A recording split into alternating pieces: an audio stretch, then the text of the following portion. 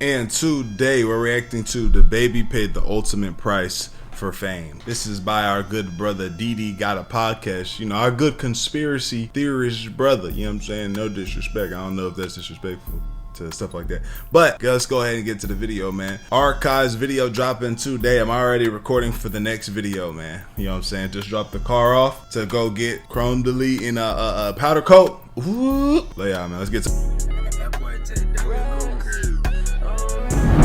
of the Patreon. Link is in the description. Please consider becoming a member, as you will Dababy have access to many videos you cannot find here on YouTube.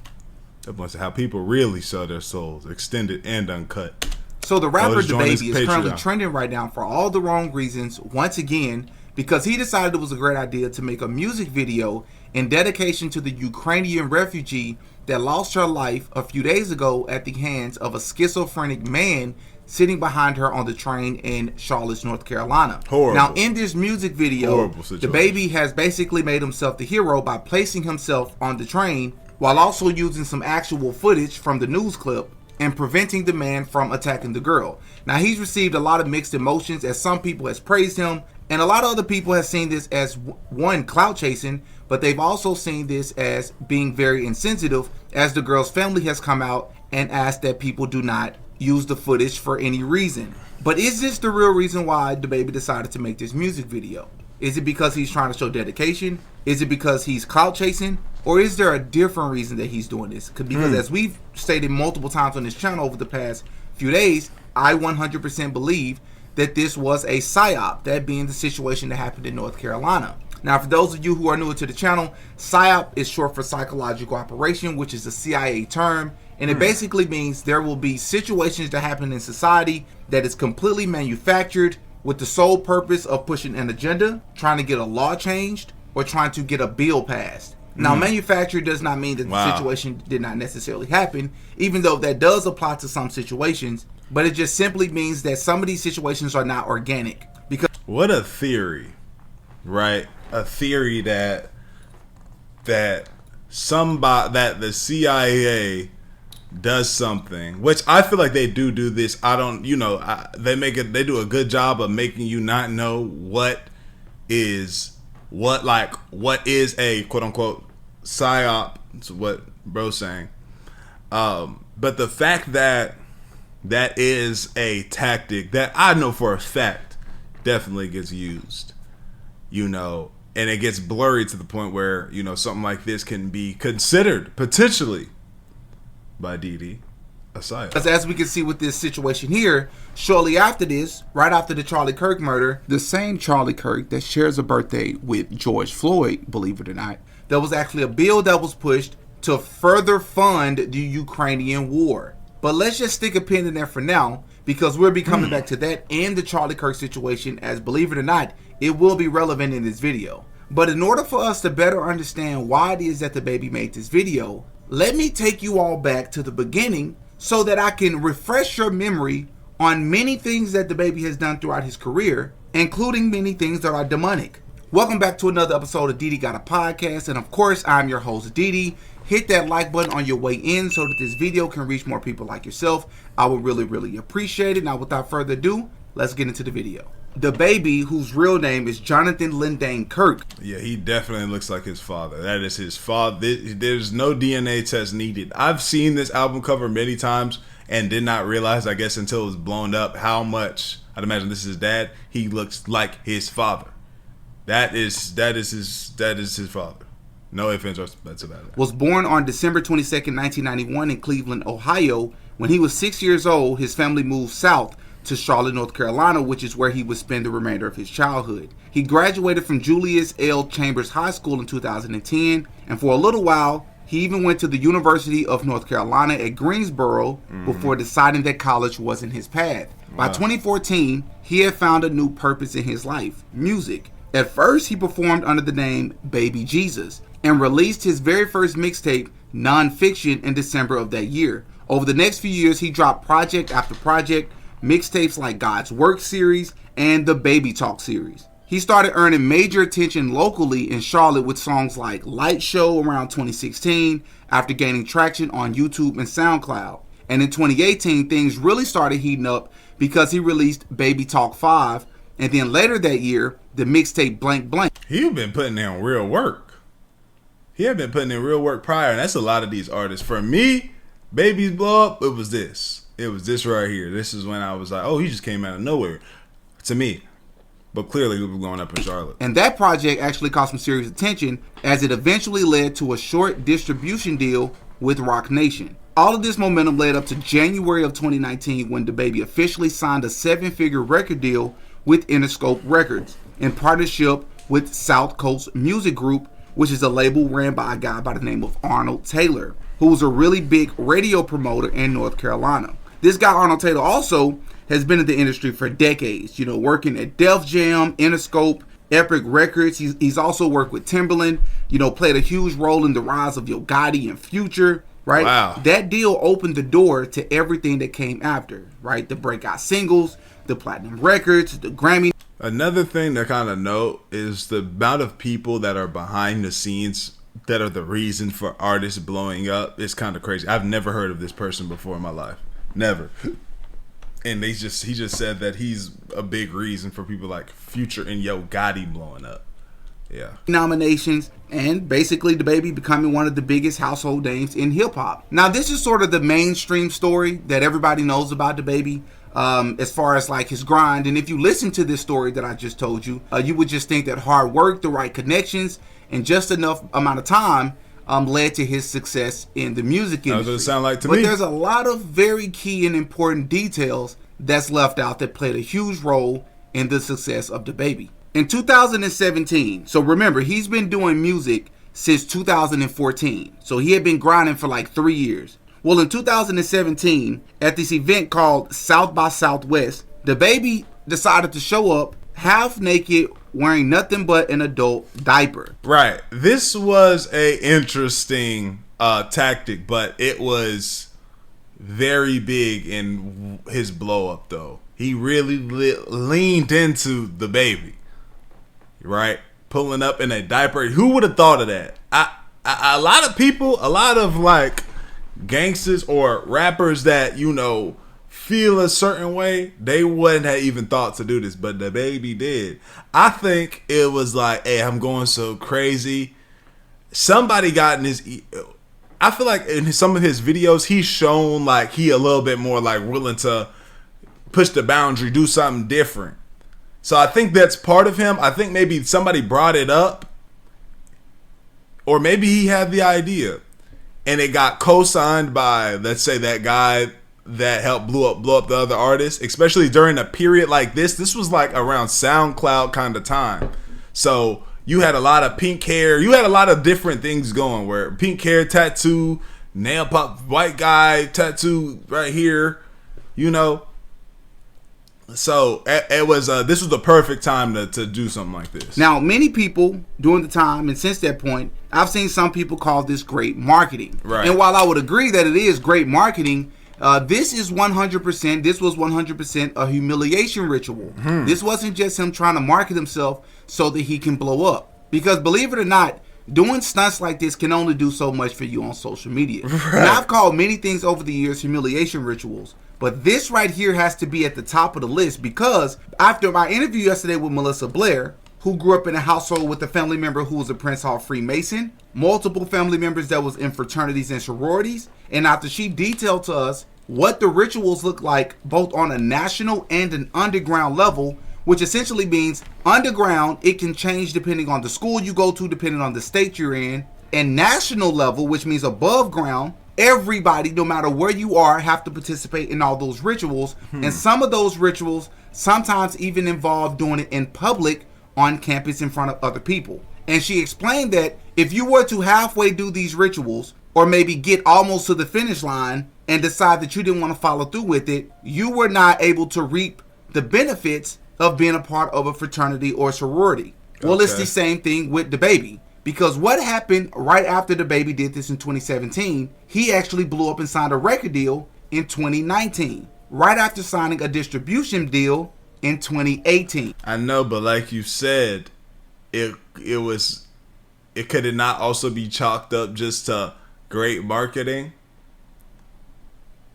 Why exactly is it now a humiliation ritual? So some it may be, but why is it now a humiliation ritual? What when it also it leans into what he was? It was not like I would understand and be a little bit more for it if he came through and he just had a dress on, but it lands in his brand, Dababy.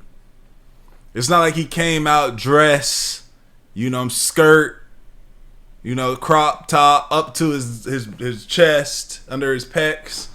That's why I don't know if I can get with that all the way. But hey, what's good, y'all? I'm back again. And I've been putting a lot of people on to this program called Free Cash for a while now. Check out one of my supporters that had the biggest payout that I've seen yet from all the DMs y'all sent. And I promise you, they've been hitting me up saying that they've tried it and it's worked. They've been getting cashed out, and I love to hear that because it genuinely actually works. And don't think I have not been seeing y'all's comments saying things like it doesn't work, Dior supporting a finesse, they're trying to take your data, and it's not true at all. And the fact that y'all would think that I would even put that on a video to get y'all finessed is wild to me. But hey, first off, Free Cash does not sell your data. They strictly track your progress to make sure you can get paid. Only sign up with an email and password and give no personal information. So I don't know what y'all are talking about. Here's how it goes. You sign up through my link, and inside you see a list of apps and games. Download them, play, and beat the levels that they tell you. That's the key. You got to complete the requirement. And once you hit the level, the system credits your account. And every time you finish, you get real money. Cash out to your PayPal or get a gift card, while it also being free of charge. The games pay Free Cash to get new players, and Free Cash just shares the money with y'all for trying it out. It may take a little time to get a huge payout, but if you're gonna be on your phone playing games anyway, you might as well make $5 to $10 doing the same thing. I don't want to hold y'all any longer, and I hope I've cleared up some things if you've been sitting on the fence. Hit the link, try a few games, and then DM me. Let me know that you've been winning, actually getting your money. Like I showed y'all earlier, bro made $1,000 off of Free Cash. I'm not promising that's gonna happen every day for y'all, but the fact that there's a possibility for doing something that y'all already do should really be all the convincing that you need, bro. But there's a couple of other things that happened in his career as well.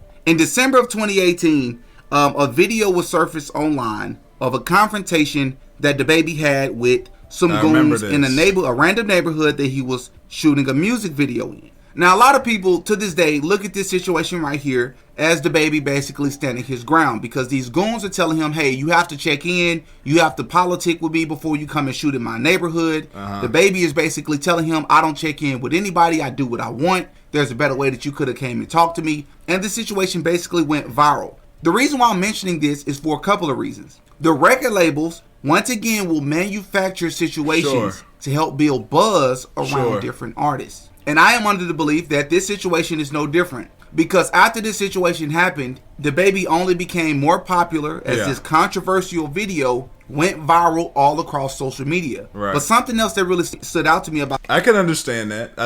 I can see how you could view this as a ploy by the record label. I can. This video is that Dababy is not only wearing the number 33, as we know the number 33 is an extremely important number in Freemasonry, but the person that he's talking to is also wearing the number 33. And for those of you who don't know, the number 33 is significant in Freemasonry for a couple of different reasons. One of them being 33 is supposed to represent 1/3 of the angels that were dispelled from heaven that is talked about in the Bible. 33 is also significant because it is also a mockery to Jesus Christ himself, as 33 is believed to be the age of Jesus Christ when he died, which will be relevant later in this video.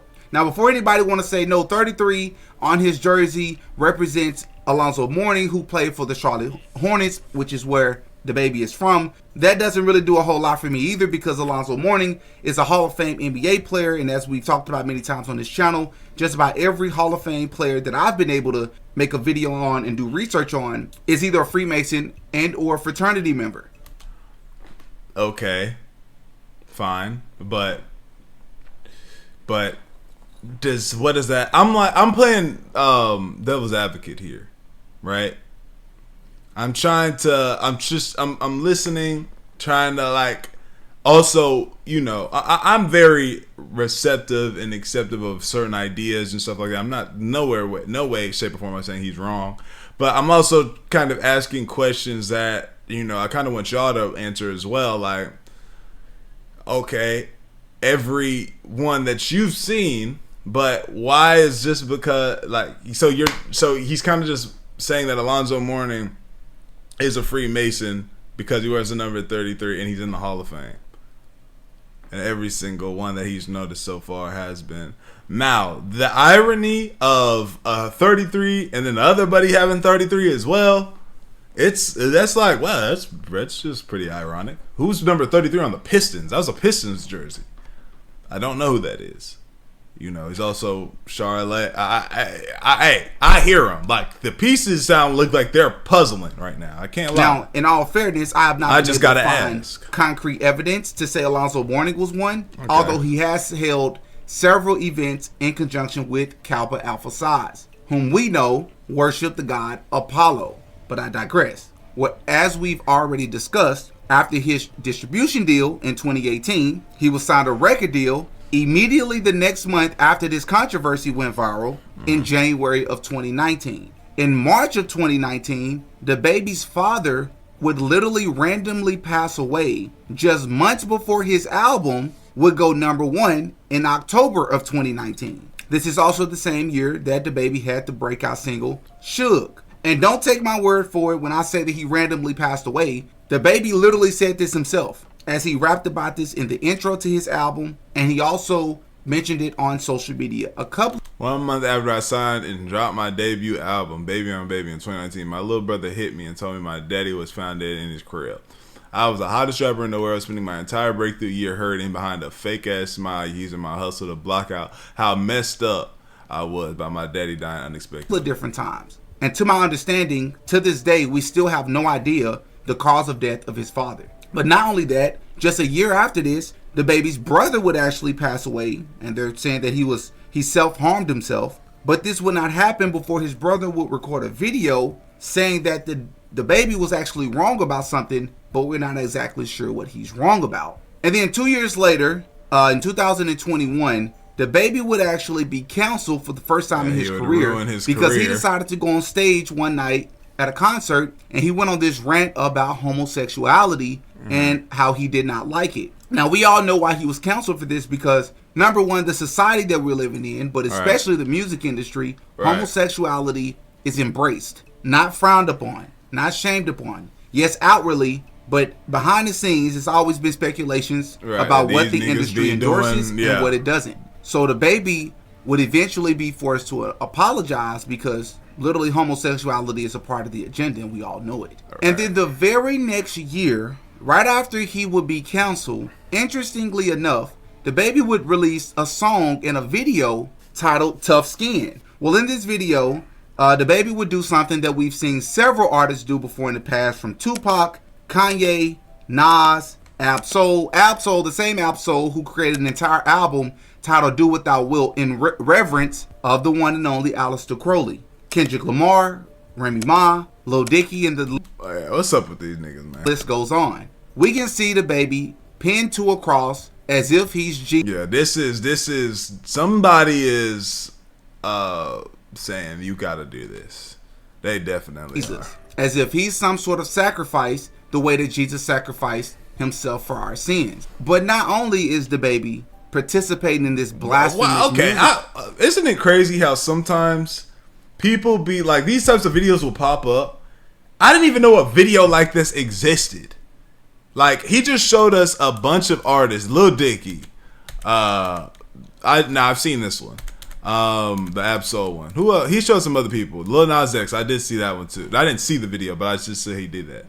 But like, regardless, why are they doing this? Why are they saying this is the one? Let's do this for our sins. But not only that's ironic. That's not irony. Blasphemous music video by placing himself on the cross as if he's Jesus. But you can also see the people standing in front of him are in all red, which should remind many of you of Kanye West. You know, another artist that Dababy has worked with, especially around the time he was putting out his Donda albums. But it should remind you of Kanye West, not because Kanye West has also placed himself as Jesus with thorns on his head, not because Kanye West has named himself Yeezus after Jesus, which is also blasphemous. But this should remind you of Kanye West because Kanye West can also be seen in all red as well, as red is the color in Freemasonry for sacrifice. But not only that, you see towards the end of the video, they literally set Dababy on fire, as fire represents purification and rising like a phoenix, because right after they quote unquote purify him with fire, you can see that he's glowing or he's shining like never before, almost like a rebirth ritual. And this should also remind you of Kanye West once again, because we've seen Kanye West himself walking around on fire like he's a phoenix, which is also more Freemasonic, ritualistic behaviors. And this music industry is just too much, bro. Jesus! We gotta call on Jeezys, bro. This is too much. Like, they just doing too much, bro. Like, it's that deep. I don't want, like, bro, you can be successful, not have to do none of this, have a lot of good money, and this is that and the third, without having to do this. I mean, maybe, I don't know, maybe you have to do this in the music industry, but just like, bro, the YouTuber out here, like, bro, I'm living fine, I'm good, you know what I'm saying? And they'll just keep working and it keeps going up. But having to come on here and do these ritualistic things I'm not trying to do this, bro. I'm not. Practices. Well, we also must talk about what happened in June of 2018, as Dababy was involved in an incident at Walmart where he actually had to unalive a man who he said was trying to harm him and his family. Most people who follow hip-hop close enough already know about this story, but I just found this extremely interesting that all of this happened the same year that he would be blowing up. From his father passing away to just less than a year before he wore the diaper, now he's having to unalive a man in Walmart just months before his album will go #1. Now, what are my thoughts about all of this? My thoughts about all of this is what my thoughts have been with all these other artists. I think we know what it takes to make it to the top. Yeah. We know what the price is, right? Because there's one thing I know. So people like this got to do stuff like this. Think about like the people like Drake, you know, Future, like all these people. What was at cost? What was the cost to such stardom?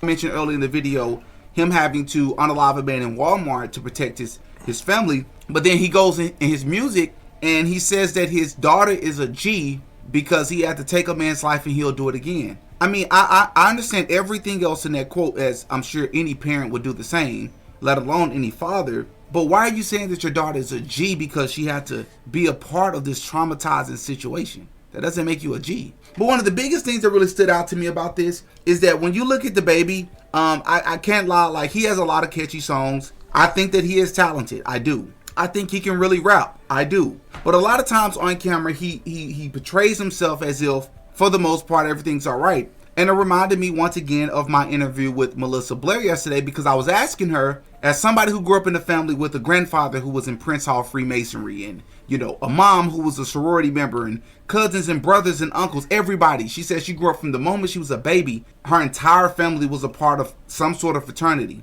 And I used to look at fraternities like they were innocent until I started to see some of her videos go viral and other people's videos going viral, talking about the rituals that they had to do. And that is what made me see the music or helped me see the music industry way differently. Because I'm like, if you're doing that on college campuses and the college is allowing these organizations to exist, because there's no way that they don't know what's happening in the music industry. What rituals are they having to do? Because I asked her, I said, is it possible that some of these members, fraternity members, Freemason members, do you think it's possible that some of them maybe snuck by some of the rituals? Maybe because they knew somebody that was close to somebody, they didn't have to do it, they didn't have to participate. She said, listen, maybe underground, there may be a couple of things you may not have to do. She said, but national rituals, everybody has to do it. You gotta show that. And if you all watched that interview yesterday, which is one of the best videos I've ever dropped on this channel, I think most of us can agree the national rituals, praying to an altar, these gods, what they're having to do to each other and degrade each other, taking the scriptures and changing them out for the name of the sorority and the fraternity, bringing food to these gods. I think we can all agree that the national rituals were by far the worst. And that says a lot, because the underground rituals were horrific. If that's what they're doing to join a fraternity and a sorority, what are they doing in the music industry? Oh, I don't want it. I don't want it. I don't want to be a part of your fraternity or your damn whatever the hells you got going on. I don't want to do it. Feel me? It's just like you got me. biting cow ass and shit. Like, what are y'all? I don't want to. Nothing is worth it. Nothing's worth that. There's no amount of money worth having to show my genitals and y'all exposing my asshole to people, bro. It's just not. No money. I don't get what's wrong with people. What Dababy was doing, 100%. And the last thing that I'll say, the reason why I wanted to cover his career is because I want you all to better understand that when we see psyops and things happening in society, and then you have a person like Dababy comes along and he makes a video about it, Dababy can look at these situations and know what he's looking at just like we can. Mm-hmm. That's just my belief, though. When we talk about the number 33 on the jerseys in that viral video, and you look at the Charlie Kirk situation and the unusual amount of times the number 33 came up, and I'm not talking about some advanced numerology. No, simple numerology. 33 showed up so many times. We know what that's about. It's like they're almost like laughing at us, you know? But those are just my thoughts. Y'all. Wow. What do y'all think, man? Shout out DD. Tell me what y'all think about Dababy in the comments, man. Like the video, bro. Sub up, comment up, bitch, rest the channel. I love y'all. I appreciate y'all, and I'm grateful for y'all. We are gone ADD. Let's do it.